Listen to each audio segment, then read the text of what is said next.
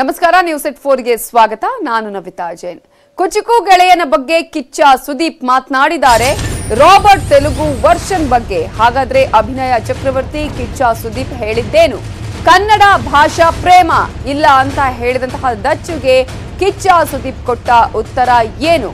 ಈಗಾಗಲೇ ರಾಬರ್ಟ್ ವಿಚಾರಕ್ಕೆ ಸಂಬಂಧಪಟ್ಟ ಹಾಗೆ ಚಿತ್ರರಂಗಕ್ಕೂ ಕೂಡ ದೂರನ್ನ ಕೊಟ್ಟಿದ್ದಾರೆ ನಟ ದರ್ಶನ್. ರಾಬರ್ಟ್ಗೆ ಟಾಲಿವುಡ್ ಅಲ್ಲಿ ಯಾವ ರೀತಿಯಾಗಿ ಅಡ್ಡಿ ಆಗ್ತಾ ಇದೆ, ಡೇಟ್ ಕೊಟ್ಟು ಅನಂತರ ಈಗ ಟಾಲಿವುಡ್ ನಲ್ಲಿ ಯಾವ ರೀತಿಯಾಗಿ ಉಲ್ಟಾ ಹೊಡಿತಾ ಇದೆ, ಅಲ್ಲಿನ ನಿಯಮಗಳು ಏನು ಅನ್ನೋದ್ರ ಬಗ್ಗೆ ರಾಬರ್ಟ್ ನಾಯಕ ದರ್ಶನ್ ಮಾತನಾಡಿದ್ರು. ಈ ಒಂದು ವಿಚಾರಕ್ಕೆ ಸಂಬಂಧಪಟ್ಟ ಹಾಗೆ ಸುದೀಪ್ ಮಾತನಾಡಿದ್ದು, ಇನ್ನೊಂದು ಸಿನಿಮಾ ಹ್ಯಾಂಡಲ್ ಮಾಡುವಷ್ಟು ದೊಡ್ಡವನಲ್ಲ, ನನ್ನ ಸಿನಿಮಾವನ್ನ ನಾನು ಕಾಪಾಡಿಕೊಳ್ತೀನಿ ಅಷ್ಟೇ ಅನ್ನುವಂತಹ ಮಾತನ್ನ ಹೇಳಿದ್ದಾರೆ. ಅವರವರ ಸಿನಿಮಾವನ್ನ ಅವರವರು ಕಾಪಾಡಿಕೊಳ್ತಾರೆ, ಆ ತಾಕತ್ತನ್ನ ದೇವರು ಎಲ್ರಿಗೂ ಕೂಡ ಕೊಟ್ಟಿದ್ದಾನೆ, ಅದರ ಬಗ್ಗೆ ನಾನೇನ್ ಹೇಳಲಿ ಅನ್ನುವಂತಹ ವಿಚಾರವನ್ನ ಮಾತನಾಡಿದ್ದಾರೆ Kichcha Sudeep.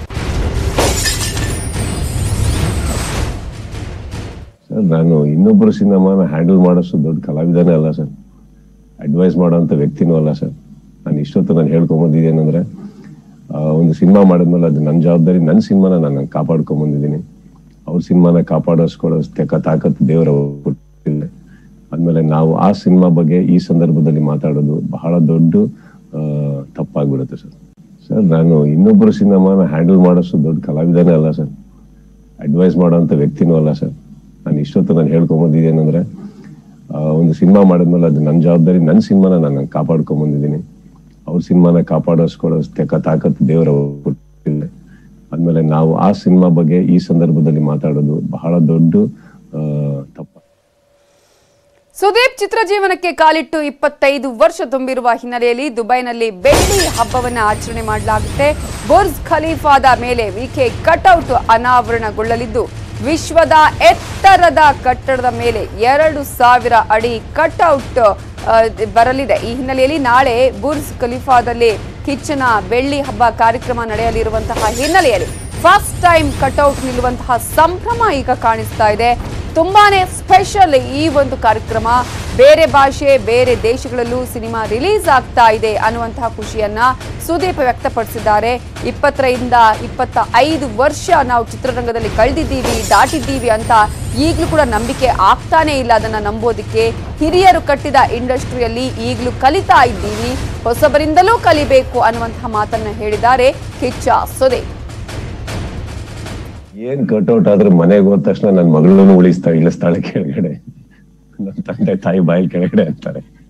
So I don't think sir the length of the cutout actually doesn't matter sir. I mean it is, ನನಗೆ ನಂಬೋ ಸ್ನೇಹಿತರಿಗಾಗ್ಲಿ ಫ್ಯಾನ್ಸ್ಗಾಗ್ಲಿ ಯಾರಿಗಾಗ್ಲಿ it will be very happy sir. And ನನ್ನನ್ನು ನಾವು ನೋಡ್ಕೊಳ್ಳೋದಕ್ಕೆ ಹೆಮ್ಮೆ ಅನ್ನೋದಕ್ಕಿಂತ ಹೆಚ್ಚು, ಡೋಂಟ್ ಫರ್ಗೆಟ್ ಸರ್, ನಮ್ಮಲ್ಲಿ ಎಲ್ಲರೂ ಇನ್ನೂ ಒಂದು ಮಗು ಇದೆ ತಾನೆ, ನಿಮ್ಮಲ್ಲೂ ಇದೆ ನಮ್ಮಲ್ಲೂ ಇದೆ ತಾನೆ, ಅದರಲ್ಲಿ ಸುಳ್ಳು ಹೇಳ್ಕೊಳ್ಳೋದು ಯಾಕೆ? ಇವಾಗ ನಮಗೊಂದು ಎಕ್ಸೈಟ್ ಆಗುತ್ತೆ ತಾನೆ ನೋಡ್ತಾ ಸರ್, ರೇ ಪರವಾಗಿಲ್ಲಪ್ಪ ಅಂದ್ಬಿಟ್ಟು ಅಂತ. I will go through that moment and I will be very happy. But ನಾನು ಹೇಳಿದ್ನಲ್ಲ ಸರ್, ಯಾವಾಗ ನಮ್ಗೆ ಫಸ್ಟ್ ಟೈಮ್ ಒಂದು ಕಟ್ಔಟ್ ನಿಂತತ್ತೋ ಅದನ್ನ ರೀಪ್ಲೇಸ್ ಮಾಡಕ್ಕೆ ಇನ್ ಯಾವ ಕಟ್ಔಟು ಸಾಧ್ಯ ಇಲ್ಲ. ಅದು 20 ಅಡಿ ಆಗಿರ್ಬೋದು, 15 ಅಡಿ ಆಗಿರ್ಬೋದು. ಆ ಕಟ್ಔಟ್ ನಿಲ್ಲೋದು ಒಂದು ಸಂದರ್ಭ ಆದ್ರೆ, ಆ ಕಟ್ಔಟಿಗೆ ಯಾವಾಗ ಫಸ್ಟ್ ಹಾರಗಳು ಬೀಳಕ್ ಸ್ಟಾರ್ಟ್ ಆಯ್ತಲ್ಲ, ಅದು ಇನ್ನೊಂದು ಸಂಭ್ರಮ ಸರ್. ಅಯ್ಯೋ ನನ್ ಕಟ್ಔಟಿಗೆ ಯಾರೋ ಹಾಕಿದ್ರಪ್ಪ ಹಾರ ಅನ್ಬಿಟ್ಟು ಅದು ಹುಡುಕ್ತಾ ಇದ್ವಿ, ಬೇರೆ ಯಾವ ಊರ್ನವ್ರಿ, ಯಾರು ಹಾಕಿದಿರಿ ಇವರು ಅಂತ. ಅಲ್ಲಿಂದ ನೆಕ್ಸ್ಟ್ ಸ್ಟೆಪ್ಪಿಗೆ ಒಂದು ಫ್ಯಾನ್ ಕ್ಲಬ್ಸ್ ಅಂತ ಸ್ಟಾರ್ಟ್ ಆಗುತ್ತೆ. ಅಲ್ಲಿಂದ ನೆಕ್ಸ್ಟ್ ಅದು ಬೆಳ್ಕೊಂತ ಹೋಗುತ್ತೆ. ಅಲ್ಲಿಂದ ನೆಕ್ಸ್ಟ್ ಎಲ್ಲಾರು ಫ್ಯಾಮಿಲಿ ಆಗ್ತಾ ಹೋಗ್ತಾರೆ.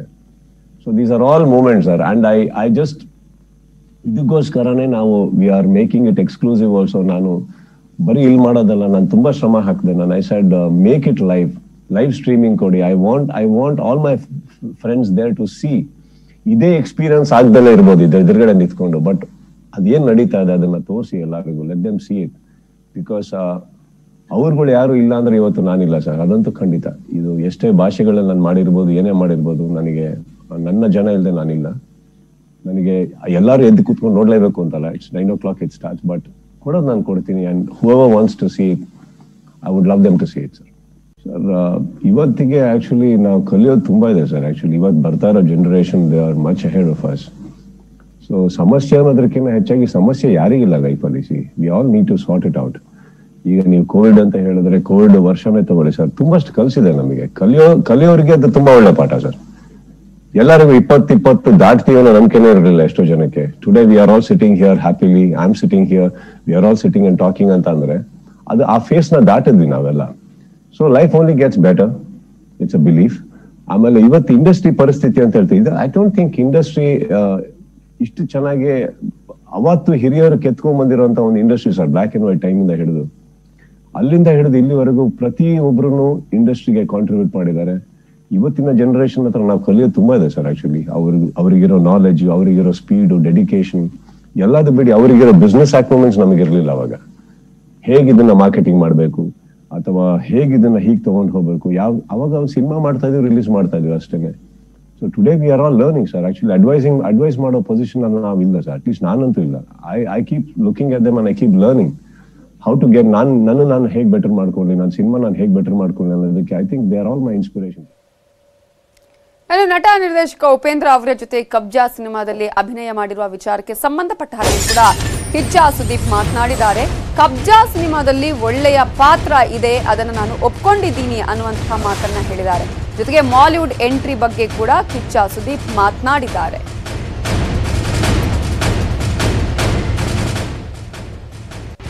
ಆರ್ ಚಂದ್ರು ಒಂಥರ ಮಗು ಇದ್ದಂಗೆ ಸರ್. ಅವ್ರು ಬಂದು ಕೂತ್ಕೊಂಡ್ರೆ ಸ್ವಲ್ಪ ಇಲ್ಲ ಅನ್ನೋದು ಕಷ್ಟ, ನಂಬರ್ ಒನ್. ಅಂಡ್ ಕಬ್ಜಾದು ಕೆಲವು ಕ್ಲಿಪ್ಪಿಂಗ್ಸ್ ಎಲ್ಲ ನೋಡಿದೆ.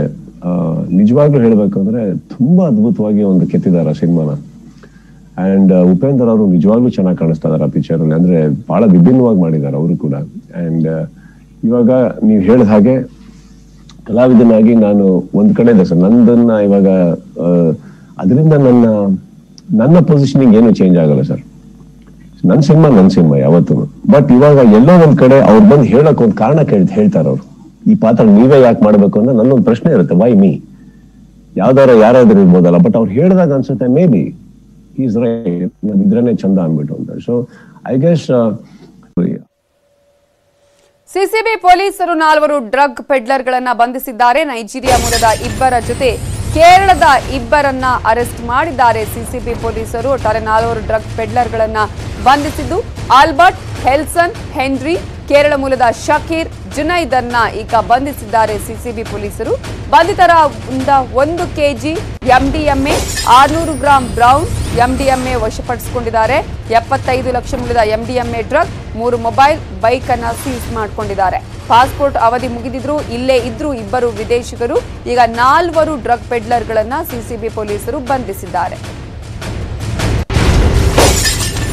ನೈಜೀರಿಯಾ ಮೂಲದ ಇಬ್ಬರು, ಕೇರಳದ ಇಬ್ಬರನ್ನ ಈಗ ಸಿಸಿಬಿ ಪೊಲೀಸರು ಅರೆಸ್ಟ್ ಮಾಡಿದ್ದಾರೆ. ಡ್ರಗ್ ಪೆಡ್ಲರ್ಗಳನ್ನ ಕೇರಳ ಮೂಲದ ಶಕೀರ್, ಜುನೈದನ್ನ ಕೂಡ ಅರೆಸ್ಟ್ ಮಾಡಿದ್ದಾರೆ. ಈ ಮೂಲಕ ಇಬ್ಬರು ವಿದೇಶಿಗರು ತಮ್ಮ ವೀಸಾ ಅವಧಿ ಮುಗಿದಿದ್ರು ಕೂಡ ಇಲ್ಲೇ ಇದ್ರು, ಪಾಸ್ಪೋರ್ಟ್ ಅವಧಿ ಮುಗಿದಿತ್ತು ಇಲ್ಲೇ ಇದ್ರು, ಇವರನ್ನ ಕೂಡ ಈಗ ಅರೆಸ್ಟ್ ಮಾಡಲಾಗಿದೆ. ಬಂಧಿತರಿಂದ 1 KG MA, 600 gram brown MDMA ಅನ್ನ ವಶಪಡಿಸಿಕೊಂಡಿದ್ದಾರೆ. 75 ಲಕ್ಷ ಮೂಲದ ಎಂಡಿಎಂಎ ಡ್ರಗ್, 3 ಮೊಬೈಲ್ ಹಾಗೆಯೇ ಬೈಕ್ ಅನ್ನ ಕೂಡ ಸಿಸಿಬಿ ಅಧಿಕಾರಿಗಳು ವಶಪಡಿಸಿಕೊಂಡು ಈಗ ಅವರ ವಿಚಾರಣೆಯನ್ನ ಮಾಡ್ತಾ ಇದ್ದಾರೆ. ಯಾವ ರೀತಿಯಾಗಿ ಲಿಂಕ್ ಅನ್ನ ಹೊಂದಿದ್ರು, ಯಾವ ರೀತಿಯಾಗಿ ಇವರೆಲ್ಲ ಕಡೆ ಸಪ್ಲೈ ಮಾಡ್ತಾ ಇದ್ರು ಅನ್ನೋದರ ಬಗ್ಗೆ ಕೂಡ ಎಲ್ಲಾ ಮಾಹಿತಿಯನ್ನ ಈಗ ಸಿಸಿಬಿ ಪೊಲೀಸರು ಕಲೆ ಹಾಕ್ತಾ ಇದ್ದಾರೆ.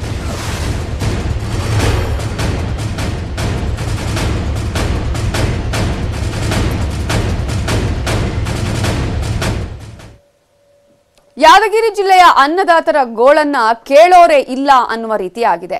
ಅವತ್ತು ವರುಣನ ಆರ್ಭಟಕ್ಕೆ ಅನ್ನದಾತರು ಕಂಗಾಲಾಗಿ ಹೋಗಿದ್ರು. ಪ್ರವಾಹ, ಬೆಳೆ ಹಾನಿಗೆ ಒಳಗಾದಂತಹ ರೈತರಿಗೆ ಇಲ್ಲಿಯವರೆಗೂ ಕೂಡ ನೆರವು ಸಿಕ್ಕಿಲ್ಲ. ಭರವಸೆ ಮಾತ್ರ ಸಿಗ್ತಾನೇ ಇದೆ ಅವತ್ತಿನಿಂದ ಇವತ್ತಿನವರೆಗೂ.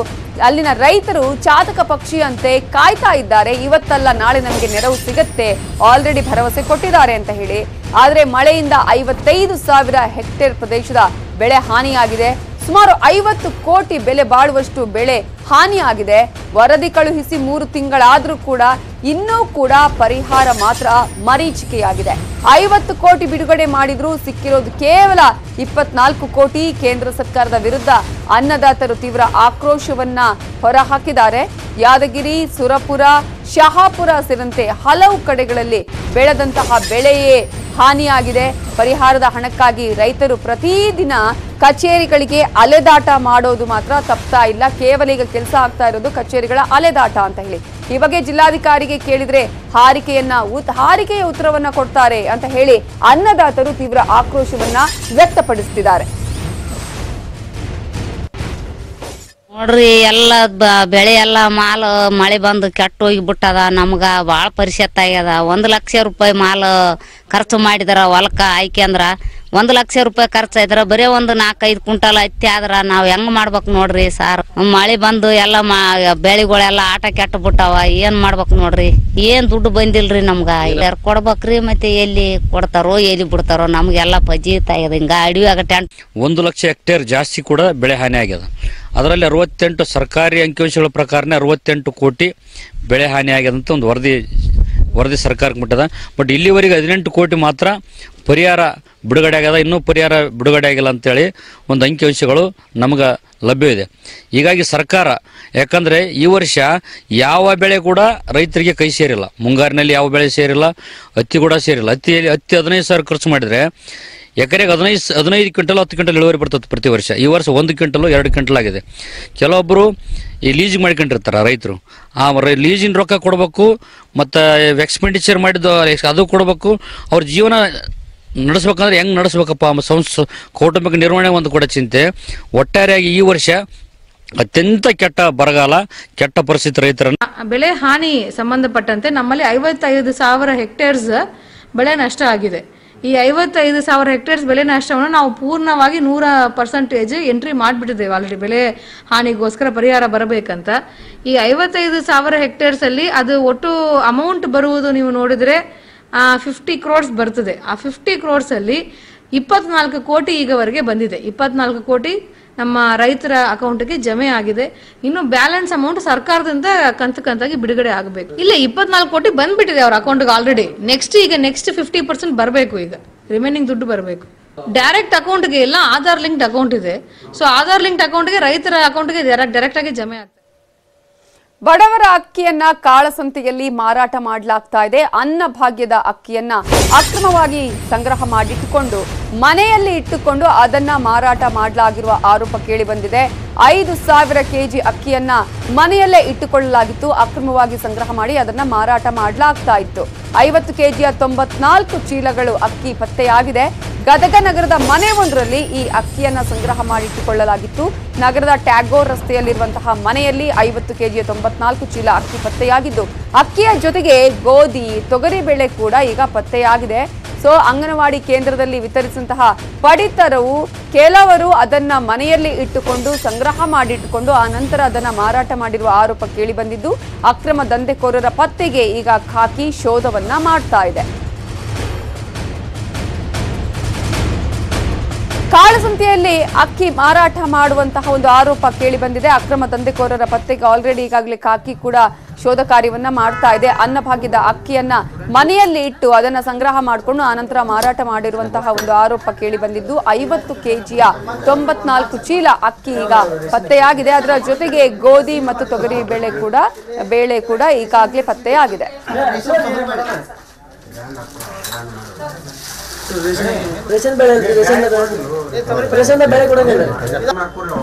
ಅಂಗನವಾಡಿ ಕರೆಸ್ರಿ.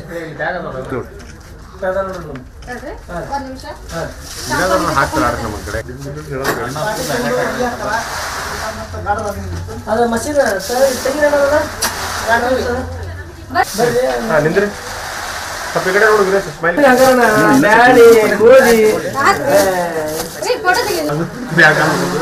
ಗರ್ಭಿಣ ಹೌದಣ್ಣ ಹೇಳ್ರಿ ಮತ್ತೊಮ್ಮೆ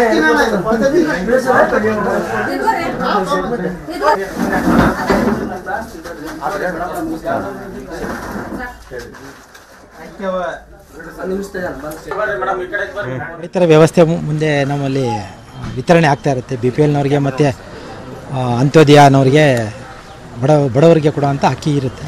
ಬಟ್ ಇವತ್ತು ನಮಗಿಲ್ಲಿ ಟ್ಯಾಗೋರ್ ರೋಡ್ ಅನ್ನೋ ಜಾಗದಲ್ಲಿ, ಗದಗ ಜಿಲ್ಲೆಯ ಗದಗ ತಾಲೂಕಿನ ಟ್ಯಾಗೋರ್ ರೋಡ್ ಅನ್ನೋ ಜಾಗದಲ್ಲಿ ಒಂದು ಸುಮಾರು 94 ಪಾಕೆಟ್ಗಳಷ್ಟು ರೈಸು ಸಿಕ್ಕಿದೆ. ಗರ್ಭಿಣಿಯವ್ರಿಗಿರುತ್ತೆ, ಮಕ್ಕಳಿಗೆ ಇರುತ್ತೆ, ಅಂಗನವಾಡಿನಲ್ಲಿ ವಿತರಣೆ ಆಗುವಂಥ ಸ್ಟಾಕು ಅಂತ ಮೇಲ್ನೋಟಕ್ಕೆ ಅನ್ನಿಸ್ತಾ ಇದೆ. ಈಗ ಆಲ್ರೆಡಿ ಇದನ್ನು ಪೊಲೀಸ್ನವ್ರಿಗೆ ಬಂದು ಅವ್ರು ಹಾಜರು ಮಾಡ್ಕೊಂಡು ಹೋಗಿದ್ದಾರೆ. ಇದರ ಮೊದಲೇ ನಾವು EC ಆ್ಯಕ್ಟ್ ಪ್ರಕಾರ ಅವ್ರಿಗೆ ಏನು ಕ್ರಮ ಕೈಗೊಳ್ಳಬೇಕು ಕಾನೂನಾತ್ಮಕವಾಗಿ ಕ್ರಮ ಕೈಗೊಳ್ತೀವಿ. ಬಟ್ ಇಲ್ಲಿ ಬಂದಾಗ ನಮಗೆ ಮಾಲೀಕರು ಯಾರಿದ್ರು ಬಾಡಿಗೆ ಕೊಟ್ಟಿದ್ದಾರೆ, ಇಲ್ಲಿ ಬಾಡಿಗೆ ಕೊಟ್ಟರಂಥ ಒರಿಜಿನಲ್ ಓನರು ಬಸವರಾಜ್ ವಾಲಿ ಅಂದ್ಬಿಟ್ಟು ಓನರು. ಅವರು ಬಾಡಿಗೆದಾರರಾದ್ರ ಮಹಾಂತೇಶ್ ಲಕ್ಕುಂಡಿ ಅನ್ನೋ ಊರಿನವ್ರಿಗೆ ಅವ್ರಿಗೆ ಯಾರಿಗೂ ಕೊಟ್ಟಿದ್ದಾರೆ. ಹಾಗಾಗಿ ಈಗ ಅವರು ಪಾರ್ಟಿ ನಮ್ಗೆ ಯಾರಿಗೂ ಸಿಗ್ತಿಲ್ಲ, ಕೈಗೆಲ್ಲೂ ಸಿಗಲಿಲ್ಲ. ಅವ್ರ ಬಗ್ಗೆ ಪೊಲೀಸ್ ತನಿಖೆಗೆ ಹೊಡೋದಕ್ಕೆ ಪೊಲೀಸ್ನವ್ರಿಗೆ ಆಲ್ರೆಡಿ ಹೇಳಿದ್ವಿ. ಈಗ ಒಂದು ಚಿಕ್ಕ ಬ್ರೇಕ್ ಆದ್ಮೇಲೆ ಉಳಿದ ಅಪ್ಡೇಟ್ಸ್. Welcome back. ಸಿಎಂ ಮೇಲೆ ಹೆಚ್ಚಿದೆ ಪಂಚಮಸಾಲಿ ಒತ್ತಡ, ಪಾದಯಾತ್ರೆಗೆ ವಚನಾನಂದ ಬಲ, ಬಾರ್ಕೋಲು ಚಳವಳಿ, ಸರ್ಕಾರಕ್ಕೆ deadline, Panchamasali power, news 18 mega coverage.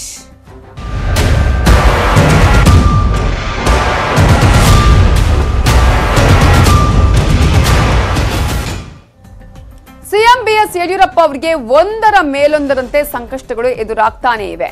ಒಂದ್ ಕಡೆ ಖಾತೆ ತಲೆಬಿಸಿ ಆದ್ರೆ ಇನ್ನೊಂದ್ ಕಡೆ ಸ್ವಜಾತಿ ಸಮುದಾಯದ ನಾಯಕರೇ ಸಿಡಿದೆದ್ದಿರೋದು. 2A ಮೀಸಲಾತಿಗೆ ಪಟ್ಟು ಹಿಡಿದಿರುವ ಪಂಚಮಸಾಲಿ ಶ್ರೀಗಳು ಸಿಎಂ ವಿರುದ್ಧ ಕಿಡಿಕಾರ್ತಿದ್ದಾರೆ. ದಾವಣಗೆರೆಯಲ್ಲಿ ಸಿಎಂ ಪ್ರತಿಕೃತಿ ದಹಿಸಿದ ನೂರಾರು ಮಂದಿ ಸಿಎಂ ವಿರುದ್ಧ ಘೋಷಣೆ ಕೂಗಿದ್ದಾರೆ. ಈ ವೇಳೆ ವಚನಾನಂದ ಶ್ರೀ, ಜಯ ಮೃತ್ಯುಂಜಯ ಸ್ವಾಮೀಜಿ, ವಿಜಯಾನಂದ ಕಾಶ್ಯಪ್ಪನವರು ಸೇರಿದಂತೆ ಹಲವರು ಸ್ಥಳದಲ್ಲೇ ಇದ್ರು. ಅಷ್ಟೇ ಅಲ್ಲದೆ ಸಿಎಂ ವಿರುದ್ಧ ಬಾರ್ಕೋಲ್ ಚಳವಳಿಗೆ ಚಾಲನೆ ಕೊಟ್ಟಿದ್ದು ಉಗ್ರ ಹೋರಾಟ ನಡೆಸುವುದಾಗಿ ಸಿಎಂಗೆ ಎಚ್ಚರಿಕೆ ಕೊಟ್ಟಿದ್ದಾರೆ.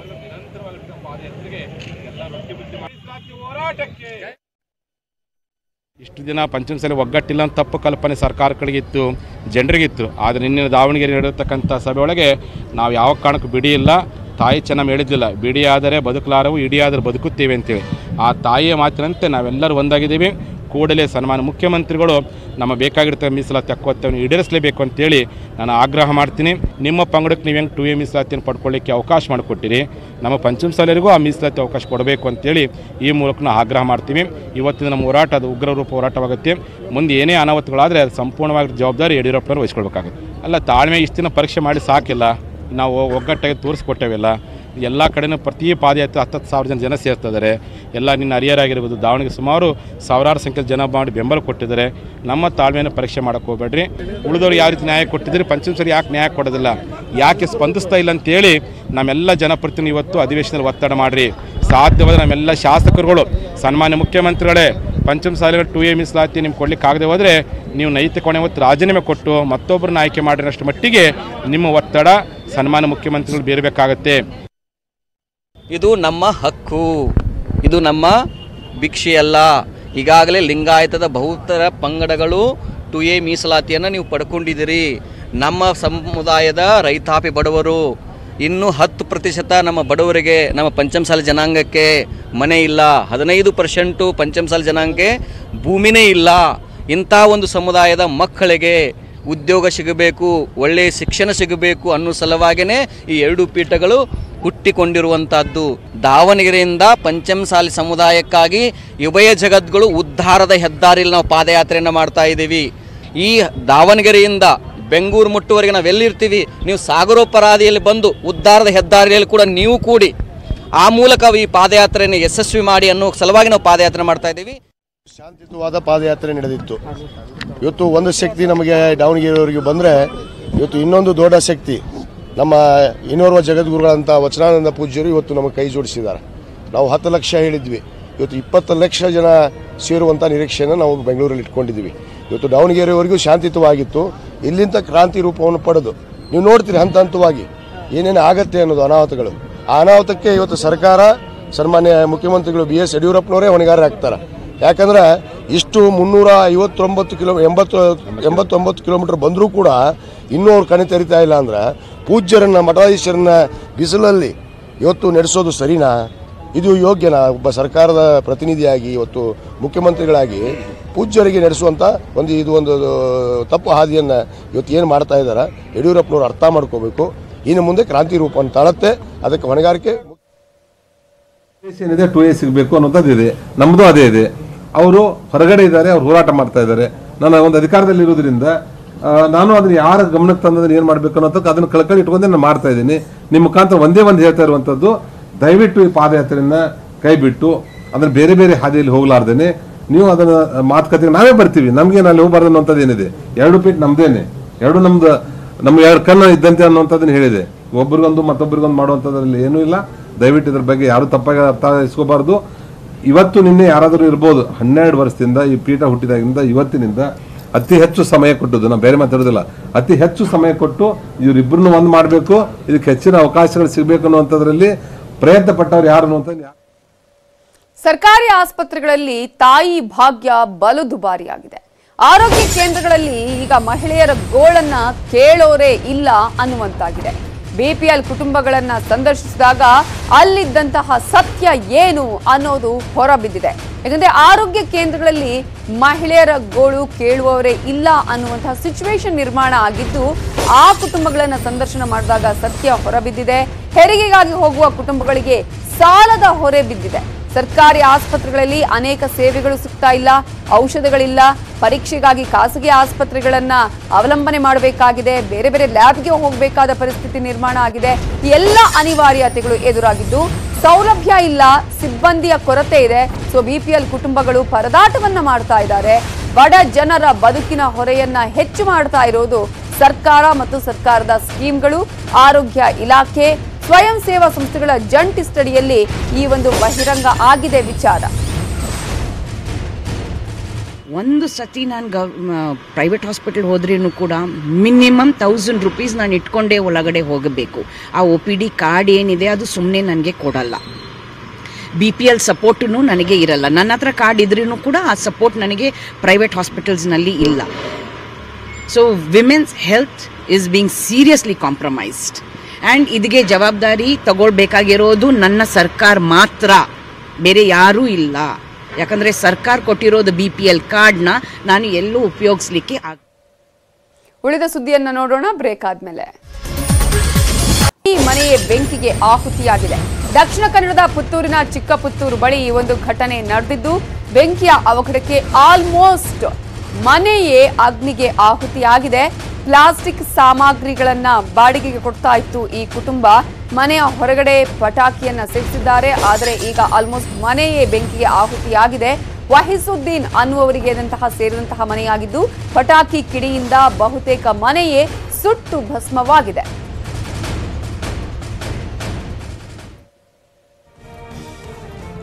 ಪಟಾಕಿ ಕಿಡಿಯಿಂದ ಬಹುತೇಕ ಮನೆಯೇ ಸುಟ್ಟು ಭಸ್ಮ ಆಗಿರುವಂತಹ ರೀತಿಯಲ್ಲಿ ಕಾಣಿಸ್ತಾ ಇರುವಂತಹ ದೃಶ್ಯ ನೋಡ್ತಾ ಇರೋದು. ಇದು ಪುತ್ತೂರಿನಲ್ಲಿ ನಡೆದಿರುವಂತಹ ಘಟನೆ, ಚಿಕ್ಕಪುತ್ತೂರಲ್ಲಿ ನಡೆದಿರುವಂತಹ ಘಟನೆ. ಮನೆಯ ಹೊರಗಡೆ ಪಟಾಕಿಯನ್ನ ಹೊಡೆದ್ರು, ಆದರೆ ಅದರ ಕಿಡಿ ಇಡೀ ಮನೆಯನ್ನೇ ಸುಟ್ಟು ಹಾಕುವ ಹಾಗೆ ಇಡೀ ಮನೆಯನ್ನೇ ಬೆಂಕಿಗೆ ಆಹುತಿಯನ್ನಾಗಿಸಿದೆ. ಬಹುತೇಕ ಮನೆಯೇ ಆಲ್ಮೋಸ್ಟ್ ಅಲ್ಲಿ ಆಹುತಿಯಾಗಿರೋದನ್ನ ನಾವು ಗಮನಿಸ್ತಾ ಇದ್ದೀವಿ. ಬೆಂಕಿಗೆ ಪ್ಲಾಸ್ಟಿಕ್ಗನ್ನ ಬಾಡಿಗೆಗೆ ಕೊಡ್ತಾ ಇದ್ದಂತಹ ಕುಟುಂಬ ಇದು. ವಹಿಸುದ್ದೀನ್ ಅನ್ನೋರಿಗೆ ಸೇರಿದಂತಹ ಮನೆಯಾಗಿತ್ತು. ಅಗ್ನಿಶಾಮಕ ದಳವರು ಬಂದು ಬೆಂಕಿನ ನಂದಿಸುವಂತಹ ಕೆಲಸವನ್ನ ಮಾಡಿದ್ದಾರೆ.